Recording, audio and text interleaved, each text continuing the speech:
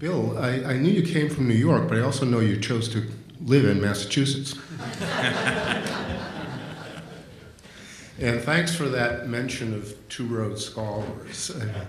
Jeff Schiesel and I we've done our secret handshakes. We've expressed our secret code words. And I'll give you one definition of a Rhodes Scholar that you might not have heard before. A Rhodes Scholar is a person with a great future in his past. You get it? So my role today is to moderate the panel discussion about the proper role for teaching U.S. history and civics. Before I turn the discussion over to the panel, I myself would like to say a few words about our topic. The economic impact that education has for both the individual and the nation is so profound and demonstrable that the economic rationale for supporting our schools often eclipses all other justifications. Since at least the publication of A Nation at Risk in 1983, job preparedness and competition in the international marketplace are the reasons most frequently advanced for supporting public education. It was not always thus, and I believe that the exclusive focus on education as an economic engine misses a lot. After all, we are not just an economy. We are a society. We are a democracy. Our schools are not just preparing productive workers, but to me, more importantly, citizens. And that has important implications about what schools should be teaching. At a time when we tend to emphasize education's positive economic impact to the exclusion of all else, it is important to remember that since the very founding of our country, education has been seen as a means to encourage active citizenship. And I'd like to speak briefly about that tradition. In the 18th century, John Adams was in the forefront of the effort to create public schools available to all. Adams believed that an educated populace with an appreciation of the rights and duties of citizenship was the absolute precondition for maintaining the republic itself.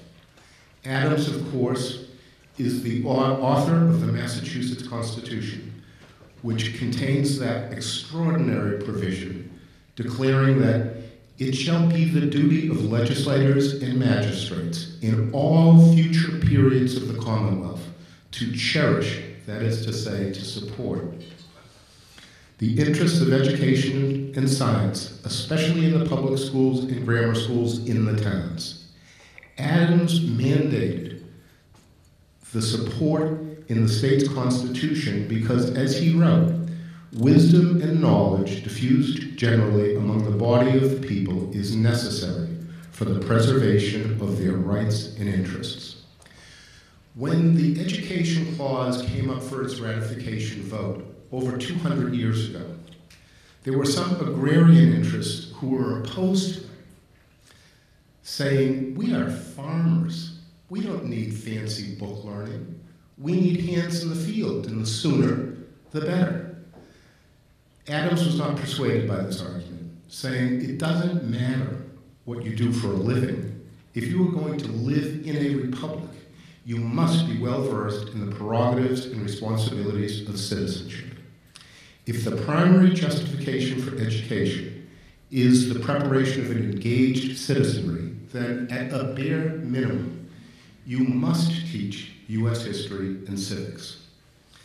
Democratic educational ideals were taken to the next level by another Massachusetts leader, Horace Mann. Like Adams, who went to Harvard, Mann, who went to Brown, was also the first in his family to go to college.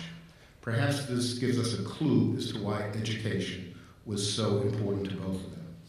Adams and Mann had another thing in common. They both served as presidents of the Massachusetts Senate. It seems that once in a century, we produce a Senate president who is a champion of public education. The 18th century was Adams. The 19th century was Mann. Anybody have any nominations for the 20th century?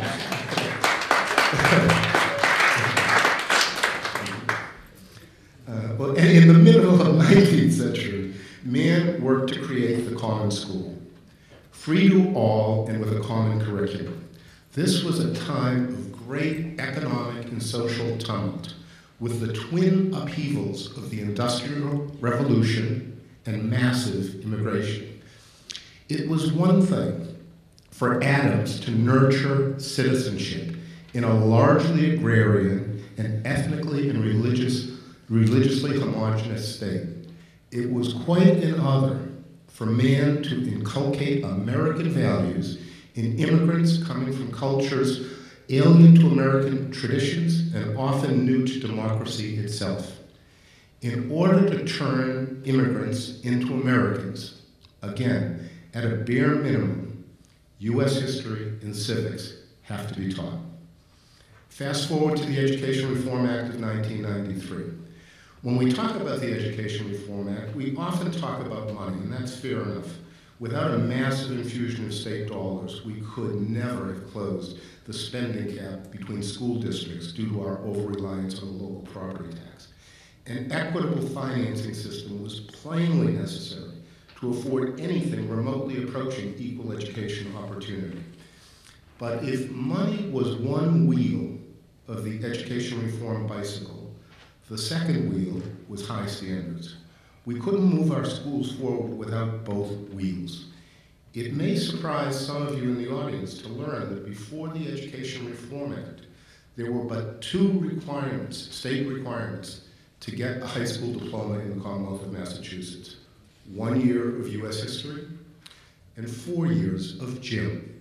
I mean, plainly a tribute to the lobbying prowess of the gym teachers more than any pedagogical theory. When we drafted the Education Reform Act, we were of course concerned with economic development, but even more so with developing citizens in a democracy. That is why, for example, we wrote into the law, the state's standards shall provide for instruction in at least the major principles of the Declaration of Independence, the United States Constitution, and the Federalist Papers. Although we have miles to go, especially in eradicating the class-based achievement gap, standards-based education reform has produced some great results in Massachusetts. We all know of the Commonwealth's hard-won academic successes, running the table on NAEP in reading and math every time the test has been administered since 2005, and being near tops in the nation on the NAEP writing assessment. In the 2007 TIMSS test, math and science test, Massachusetts students demonstrated their ability to compete on an international level at the very highest level. These are all results that reveal a success story about which we should be very proud. There's some evidence, as Dave Paleologos adverted to, that we haven't done as well on history.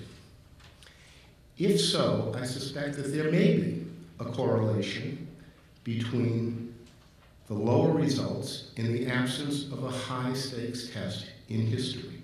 We were on the verge of including U.S. history on the MCAS with English language arts, math, and science, until the Board of Education, at the urging of the Patrick administration, decided to jettison the requirement, citing fiscal difficulties.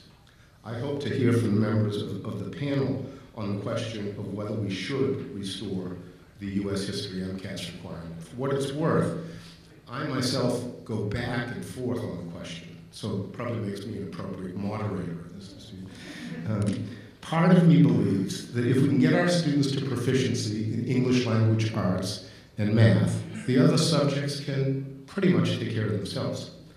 On the other hand, if it is true that what is tested is what is taught, we could be giving short shrift to U.S. history by not including it in the MCAS. And I do know that we cannot take for granted that this generation of students will become familiar with and appreciative of our political traditions and institutions by some form of intellectual osmosis. If we do choose to restore the U.S. history test, we should bring a healthy wariness to how politically charged this subject can be. I'm reminded of a time when I was Senate President, when the senator representing Watertown, and some of you will know that Watertown is the social and cultural center for Armenian Americans in Massachusetts. Well, the senator from Watertown made a legislative proposal mandating the teachings of 3 topics in world history in high school: the Armenian genocide committed by the Ottoman Turks, the Holocaust, and the Irish potato famine. Now, anybody can see how politically opportunistic this proposal was, but whether it was also educationally responsible, I think, is another question. And leaving aside mere opportunism, there are major ideological disputes about what history should be taught and how. Whatever status we choose to accord the study of history and civics, I hope we can agree that our reform efforts have not succeeded if our high school graduates are not capable of full participation in all aspects of our social, cultural, and civic lives.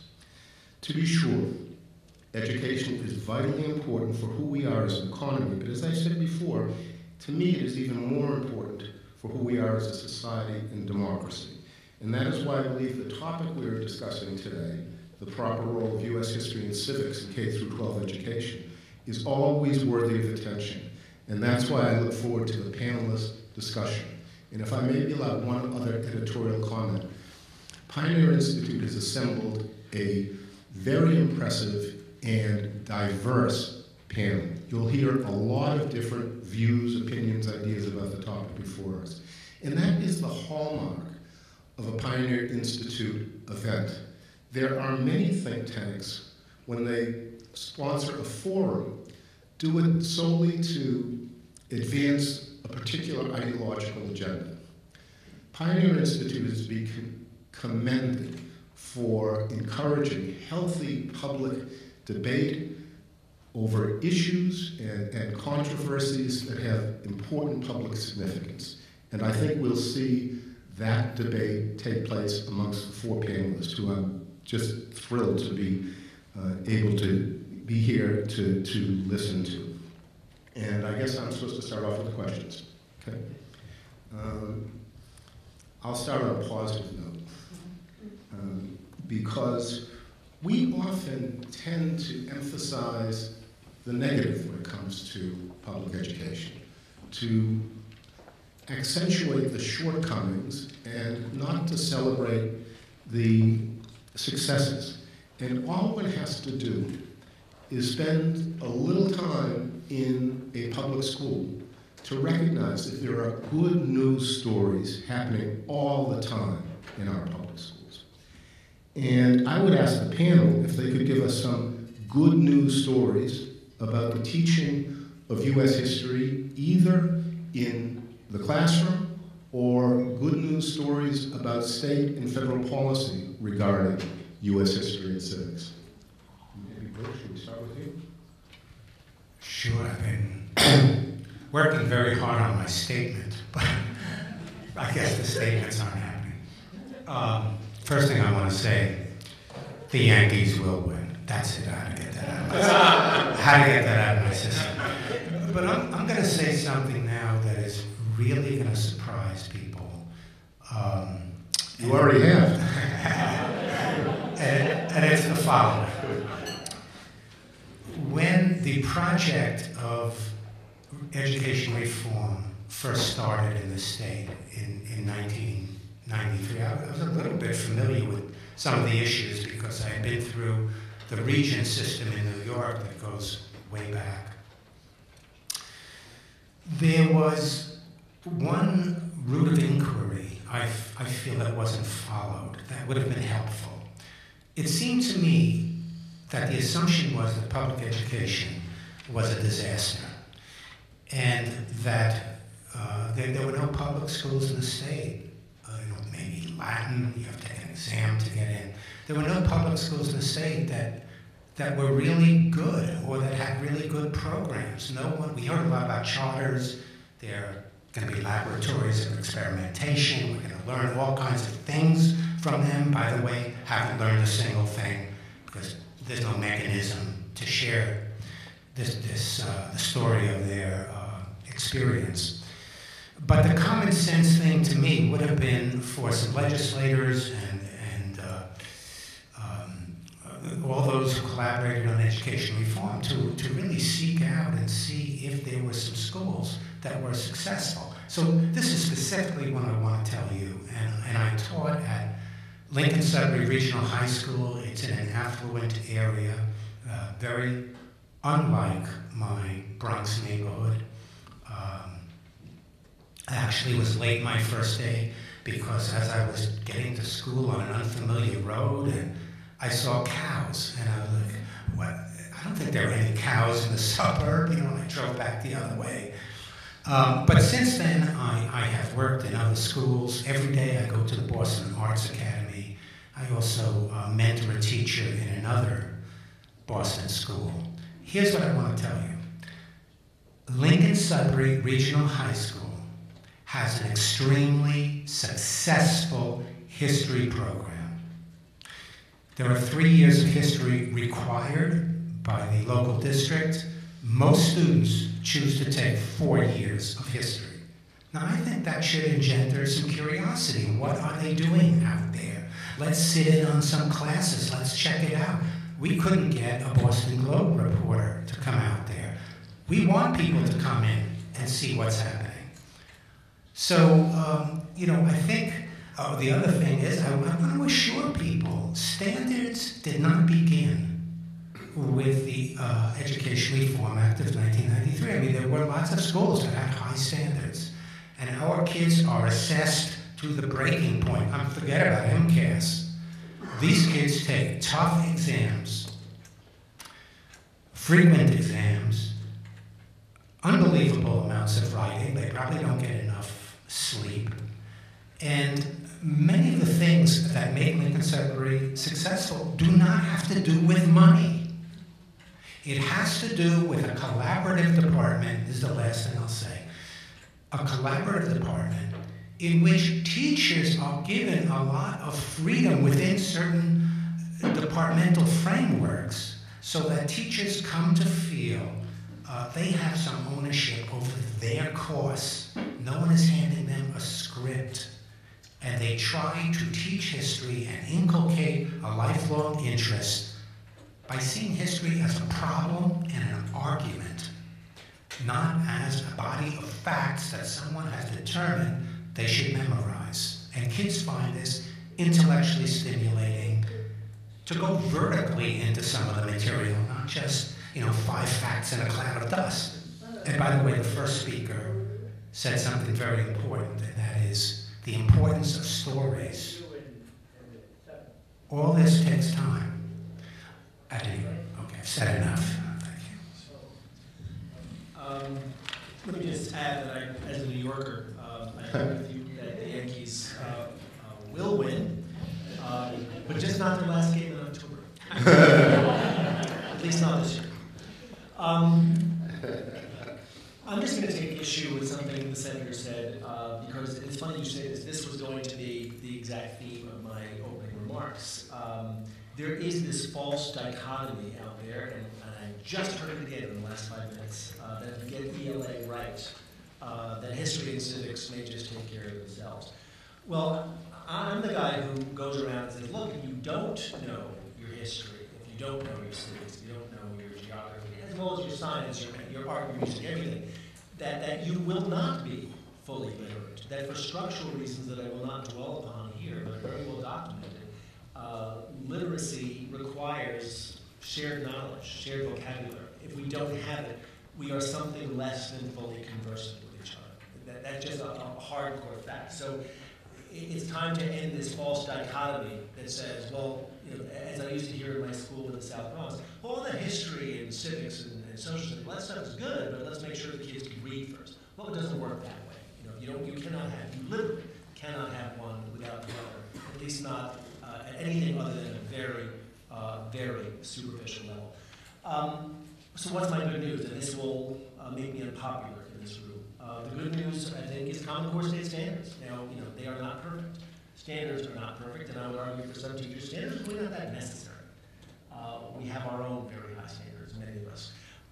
But if you favor kids knowing a lot about history and civics, well then Common Core state standards are your friends. I won't bore you with the arcana of it, but the ELA, and again I have to make the important caveat that I come at this from the perspective of an elementary school teacher. I'm the guy who ensures that the kids show up in middle school and high school with a firm foundation, and let me tell you, it's not happening. Common Core state standards, at least in English language arts, say very explicitly, and this is what I like about them. Forget everything else about them, focus on this. Common Core state standards say that if kids do not have a rich, full, robust, cumulative, sequential curriculum, that they will not be to standards. So make no mistake, standards are not a curriculum. They're not the same thing, but the standards say very clearly, without a rich curriculum, including history, that kids cannot be to standards. So the authors of the standards understand very well this idea that I said at the beginning, which is that unless kids have access to a full range of history and civics and geography and whatnot, they will not be fully literate. Now again, I know that's an unpopular thing to say in Massachusetts, but for at least 49 other states, I think it's very good news indeed.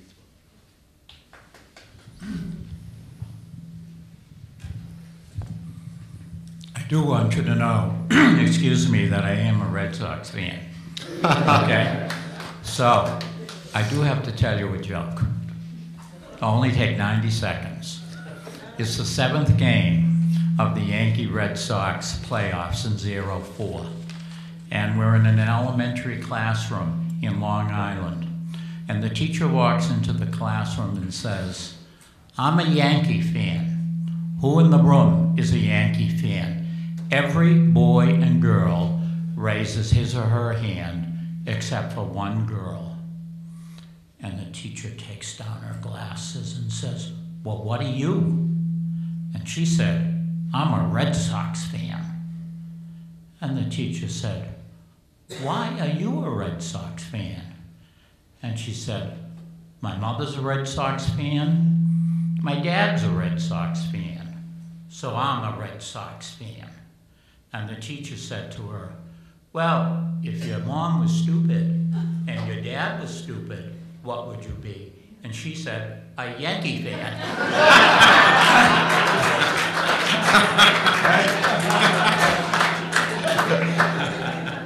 So we Red Sox fans really appreciate that. Well, first of all, let me tell you, I am a Latin teacher. So I think of history in terms of the millennia. However, I have taught U.S. government and U.S. history, and I have taken many courses on the Supreme Court. I do want to say, to echo Tom's comments, Massachusetts students, are the best in the U.S. on the National Assessment of Educational Progress test. Those are in English and math. And we're also the best in the Western world on the International Math and Science test. But that does not bring us to U.S. history or social studies in any way. And I totally agree with my colleague to the left. This is not just about U.S. history. It's bringing in geography. I hate to tell you, folks, but the citizenry is very negative about geography. When I had one adult, I said to him, I forget what city it was in the United States, and he said to me, "That's in some Asian country, isn't it?" And believe me, geography is a major problem, and civics is a major problem also. I agree with Justice Sandra Day O'Connor when she said we've got to do a lot more education of the citizenry on what it means to be a U.S. citizen. But I will say, if you go into classrooms, you will find much going on in U.S. history that is really absolutely wonderful. And from my experience and my observation, one of the things that's really important is in some way tying in our nation's history to the contemporary world. Now, I discovered in one high school that I taught in, when I dealt with the part of the Constitution that dealt with people's rights when they got arrested, that had great appeal to that particular class. I will never, ever forget that. And indeed, I knew there were a number of them that did have experiences with the police. But, you know, it's not terribly difficult to make connections between the Revolutionary War, the Civil War, World War I, World War II, to cite some very important historical events with the contemporary world and how they tie in. I happen to think facts are important, and that people should know facts. I mean, people should know that the 14th president was Franklin Pierce. Right? So, but it's a matter of tying it into the present world. And a skillful teacher is going to be able to do that. And I do see that going on in classrooms. The problem is, taking the country as a whole, we don't give it enough emphasis. And we are particularly deficient in civics and geography.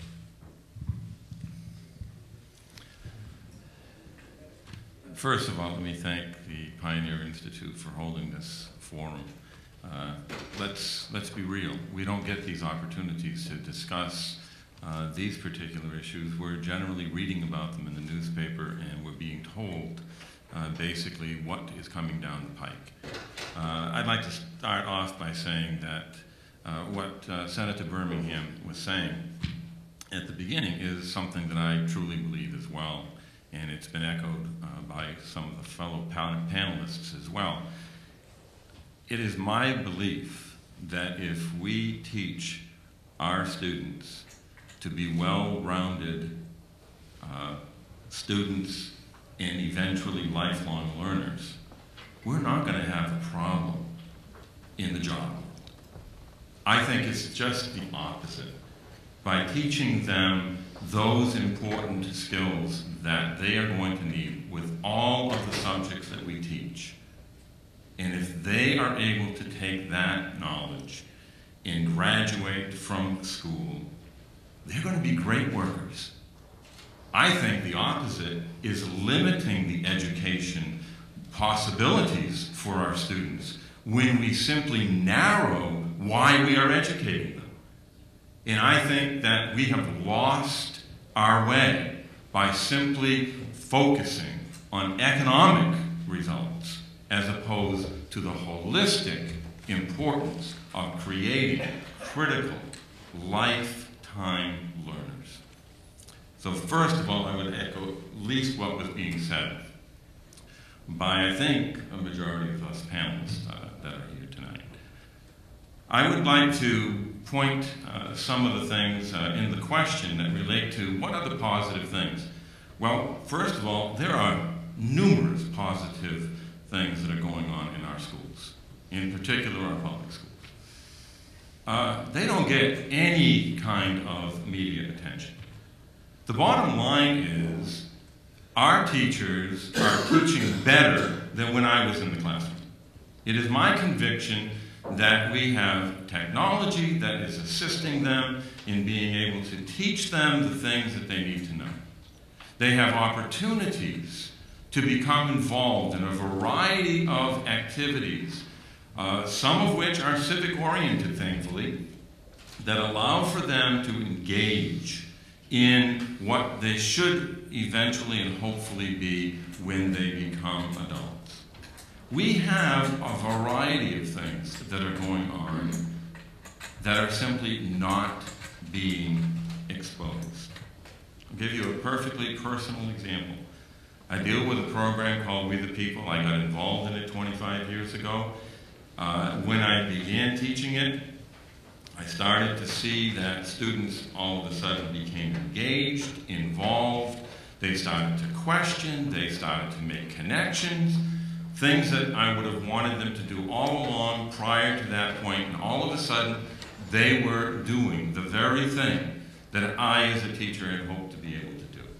I pursued that up to my retirement, and then, okay, I've been the state coordinator pursuing it ever since.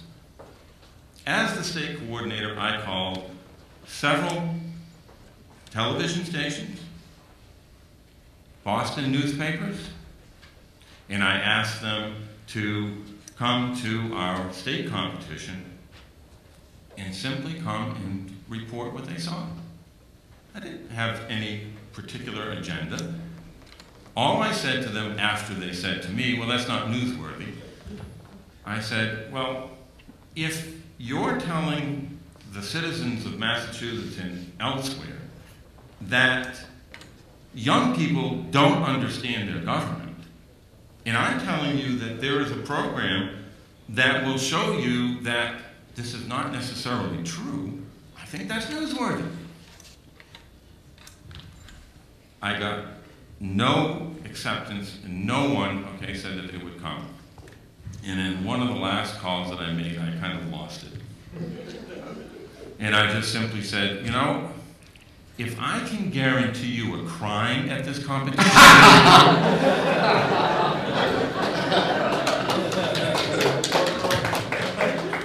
I wish they had answered me.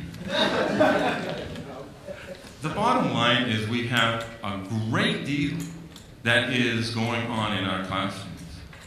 And they're just simply not being reported out. And we are, for some reason, complacent in trying to believe that the learning that is going on is not up to par. Do we have work to do? Absolutely. However, let's not just throw out the bathwater or the baby with the bathwater. Thank you. Yeah, I got so carried away by myself that I forgot to say thank you to Jamie. Jamie, you're here somewhere, okay, for the same reasons that everybody here has commended you. It isn't often in the topic of education reform that you get a lot of different voices at the table. And Jamie and I are both fanatics about history, so we share that. But while I don't favor the standardized testing route, I do favor the state instituting requirements for U.S. history, or history generally. 1 year, 2 years, 3 years, 4 years, all good to me. So I think there is a way to ensure that students in Massachusetts study history that still gives some latitude for teachers to be creative, without shipping a whole lot of money to the testing industry and further harnessing our education to bubble tests. So I'm not approaching this as a hippie. I want students to study history and civics. No question about that. Clearly the most important subject of all. Let's try another question. Tom goes now. Could I ask you to lead it off?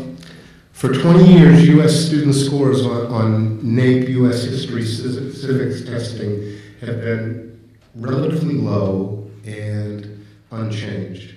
What are some policy steps that could be taken at the state and national level to change the flat line in K-12 U.S. history and civics?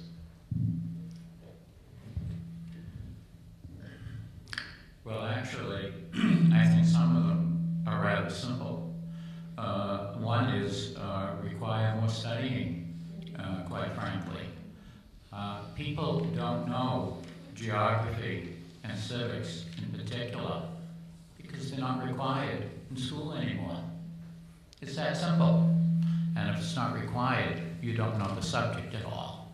And again, I want to emphasize very strongly, it's really relevant, it's important that we make this relevant for our students. And believe me, that can be done. When things are made relevant to the students, when it's made personal, then we have a much better opportunity for them to have great interest. But I want to go back to my first point again. It's very simple. We don't require the studying in particular, of geography and civics the way we did when I was in school. I mean, now granted, I had great interest, but I knew an awful lot of stuff that adults do not know today, adults younger than I. And it's very simple. They've never studied in school. You know, I'm a Latin teacher. It's like Latin. All the people who don't know Latin because they don't study it. It's the very same principle for U.S. history, government, civics, and geography. Robert, could I ask you to? This actually dovetails kind of nicely with what I was intending to speak about up top, so I'll just mention it here. And I don't want to wax sentimental because I think this is really, you know, hardcore fact, and it gets to the efficacy of why we send our kids to school. When President Obama was inaugurated, I wrote a piece that was got a lot of reaction, and frankly was one of I thought one of the toughest things I ever wrote, and sad, frankly. I was very struck that day by something I read in the Los Angeles Times where a teacher was quoted as saying, well, isn't this great? There's this president, an inner city teacher like me, this president who looks like my kids. And isn't that wonderful? Yeah, that is wonderful. But there was also something really troubling about that, which is that if you remember the inauguration, and there's no reason if you remember the exact speech, Obama's speech was just loaded, and I mean loaded, with allusions to history and civics and literature and even the Bible. And I remember sitting there listening to it and thinking, this is going completely over the heads of just about every kid I've ever taught. And let me read you a quote from that speech, where he was talking. It was a wonderful speech. He said, "For us, they packed up their few worldly possessions and traveled across oceans in search of a new life. For us, they toiled in sweatshops and settled the West, endured the lash of the whip and plowed the hard earth. For us, they fought and died at places like Concord and Gettysburg and Normandy and Quezon." If you were one of my students, you had to be asking, if you were thinking about this, well, who are these people that he's talking about? You know, and seriously, if you think about this, if you can't identify these places on a map, if you don't know who these people are who did these things for us, then what are we doing? You know, and I wrote this thing that some measure of the sacrifice that was made at places like Normandy and Quezon was literally in vain, which is a terrible, terrible thing to think of, isn't it? And so what I concluded was that two different groups of Americans watched that speech. And this has got to be depressing if you're a teacher. It should be depressing. It should be frightening. There are those of us who understood the allusions, who got the references, and there are others, including those kids, who saw a president who looked like them, and all they saw was a first, novelty. You know, how sad. Terrible. Very good. Bill? Well, I think there is agreement so far, I've heard it, that everyone at this table thinks that more American history and civics needs to be taught, and that I would support Tom's remarks now several times that it's not just a question of teaching them, it has to be taught well in a way that really grips students, because history can be not gripping if it's not taught well. I once read that it was, I was stunned coming from my school where it was quite popular. People were taking more than they needed to take, that it was one of the least popular subjects among high school students. You know, when it's just mastering lists of facts and so on. So, you know, I take Tom's point. I think the question is, do we require more? We all agree it's important. Do we require it via a standardized test, which I think will affect, A, the quality of the teaching, and B, let the tug of war begin between different interest groups, each insisting that their version, their interpretation of important events gets in, other ones get chucked. Or is it going to be required by state law in a meaningful way, not the 1 year U.S. history, 4 years gym, but the state has the power to tell school districts, there's more controversy with this topic than teaching the Pythagorean theorem. You don't see people in passionate debate about that. History is very political, or it can be easily politicized. I think we don't want to see that kind of political process going on. We all have our favorite version of history that we'd love to be tested by a standardized test, but I don't think that does a service to students. However, I would like to see history required, because that would be a countervailing pressure to the emphasis that MCAS subjects are presently getting, because people are nervous, we have to make sure our scores are good and so on. So we need something pushing from the other side. So I thought I take your point about Obama's speech. That was kind of sad when you think about it. But every kid should know that stuff, and they should be required to know that stuff. But that doesn't mean we need another standardized test. Can I tell you my fantasy about standardized tests? This is my great idea that will never happen. And it dovetails with baseball, since this is how they got rid of drug scandals in baseball. We should have random testing. I mean that, and people laugh when I say this, but I really mean this. We should have random testing. Imagine what it would do, because here's my theory of accountability. You really need to have an accountability system that guarantees the input that you want. If all you're going to test is reading and math, trust me, all you're going to get taught is reading and math, especially to our most disadvantaged kids. So imagine a scenario where I don't know when the test is. I don't even know which of my kids are going to be tested. I don't know what subject's going to be tested. All I know is someday, twice a year, somebody's going to show up from the state and say, okay, give me these 25 kids, have them in the library in 15 minutes, they're sitting for a test in history, 3rd grade. And then, thank you very much, go home. 6 months later, hi, we're back again. Today it's 4th grade math. Give me these 25 kids. The only way to defend against that test, just like the only way to stay clean in baseball was to not use HGH, would be to do what? To actually teach the stuff we want taught. Simple, easy. This is my maddeningly simple idea of how we can have both accountability and the good inputs that we seek. Well, in our school, I was very fortunate enough in the 1990s to get our school committee to agree to have a 2-year U.S. history course. The first year, in the sophomore year, was through World War I. And the second year was a half year of government, and the last quarter of those 2 years was 1920s to the present. The reason we shot for that was primarily because, in my belief, civics should not be an elective. Civics should be a required course for every single student. All of my students are either citizens or expect to be citizens. Therefore, they need to be informed. And so for me, it was important that every single student in our school have at least the opportunity to be informed. So I think that's a way in which to be able to do that. To go to the standardized tests and the testing issues,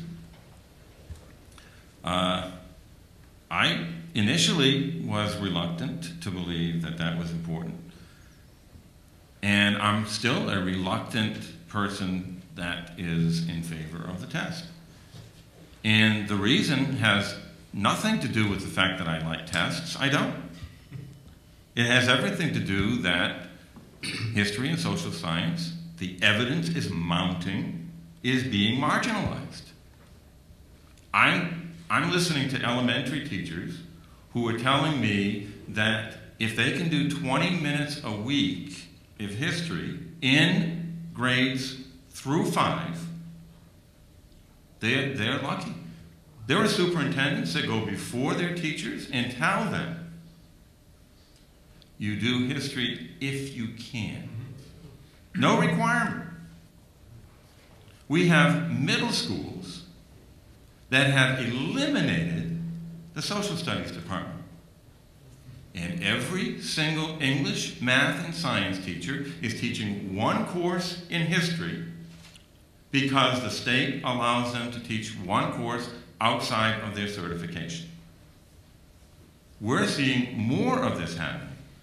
High schools, fewer electives in geography, economics, psychology, and all of these others are being taken away for remedial courses in English and math, because those are the accountable areas.